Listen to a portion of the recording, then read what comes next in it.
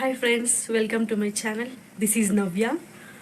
నేనైతే ఈరోజు ఒక కుకింగ్ వ్లాగ్ చేయబోతున్నాను. అది కూడా నాన్ వెజ్ అనమాట. మై ఫేవరెట్ చికెన్ బిర్యానీ చేయబోతున్నాను. అంటే స్పెషల్ ఏం లేదు, మేము ఎక్కువగా చికెన్ బిర్యానీ చేయమన్నమాట. కర్రీ, రాగి సంగటి ఎక్కువ చేస్తాము. అప్పుడప్పుడు రైస్ కూడా చేస్తాము. ఈరోజు ఏంటంటే మా అక్క బర్త్డే. ఈరోజు మా థర్డ్ అక్క కావ్య అక్క బర్త్డే ఈరోజు. సో సండే ఇంకా మా అక్క బర్త్డే కొంచెం స్పెషల్ ఉండాలి కదా, ఓన్లీ రాగి ముద్ద సంగటి అంటే బాగోదు కదా. సో అందుకే అలా చికెన్ బిర్యానీ చేద్దామని ఫిక్స్ అయ్యాను.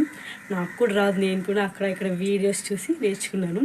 మా మా ఫస్ట్ అక్క బాగా చేస్తుంది అనమాట బిర్యానీ. చికెన్ బిర్యానీలో ఎలాంటి టైప్ ఆఫ్ బిర్యానీ కదల్లా మా ఫస్ట్ అక్క దుమ్ము దులిపేస్తుంది. సెకండ్ అక్క కూడా అంతే. బట్ నేను ఎప్పుడు బిర్యానీ చేయను అనమాట.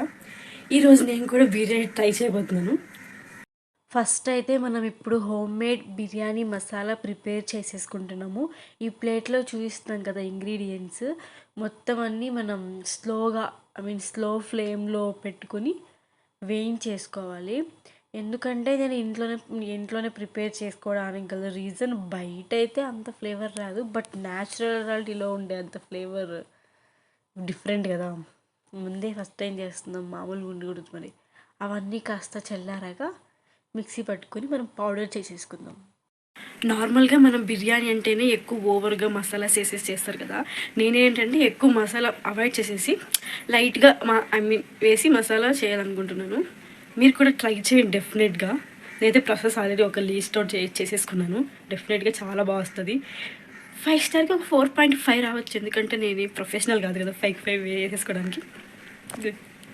ఇంకెందుకు ఆలస్యం, లెట్స్ గెట్ స్టార్ట్. 1 kg చికెన్తో నేను ఇప్పుడు బిర్యానీ చేయబోతున్నాను. ఇందులోకి ఇంతకుముందు ప్రిపేర్ చేసుకున్న మసాలా పౌడర్ని వేసేసాను. ఆ తర్వాత అల్లం వెల్లుల్లి పేస్ట్ కాస్త ఎక్కువే వేయాలి, ఎందుకంటే బిర్యానీ అంటే కాస్త ఘాటు ఉండాలి కదా. అల్లం వెల్లుల్లి పేస్ట్ వేసాను. ఇంకాస్త కర్డ్ వేసేసి కారం అంటే బిర్యానీకి కాస్త ఎక్కువే పడాలి. ముందే నాన్ వెజ్ కదా, సో ఎక్కువగా వేయాలి. అలాగే పసుపు, ఉప్పు ఎంత కావాలో అంత వేసుకోండి. ముందే చికెన్ కదా, మళ్ళీ ఉప్పు చాలా ఎక్కువైపోద్ది. కాస్త చూసి వేసుకుంటే బెటరు.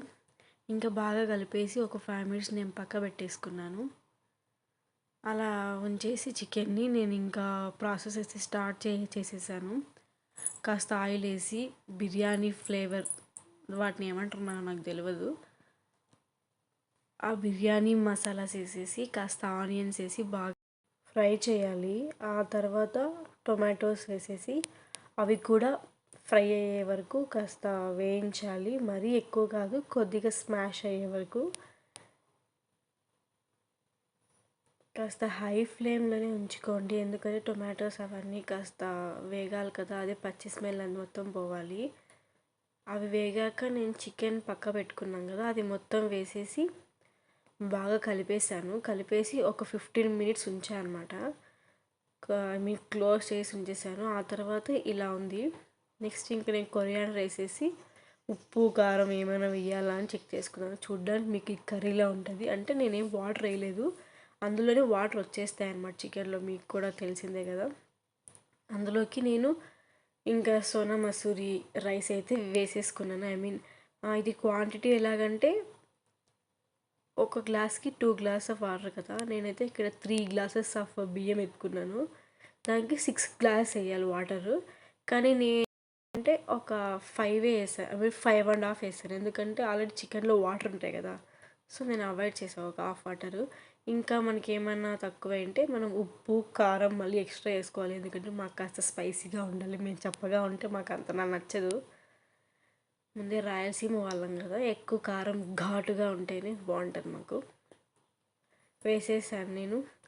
ఇక నా దగ్గర ఏంటంటే పచ్చిమిర్చి లేవు, అందుకే నేను పచ్చిమిర్చి లేవు ఇంకెలా అబ్బా వేయడం అనేసి ఎండుమిర్చి ఉంటే ఒక 4 వేసేసాను. స్పైసీగా ఉండాలనే వాళ్ళు దాన్ని తినొచ్చు అనమాట. దాన్ని నంచుకుని తింటారు అవి ఎండుమిర్చిని. నెక్స్ట్ ఒక లెమన్ మొత్తం నేను స్క్వీజ్ చేసేసాను.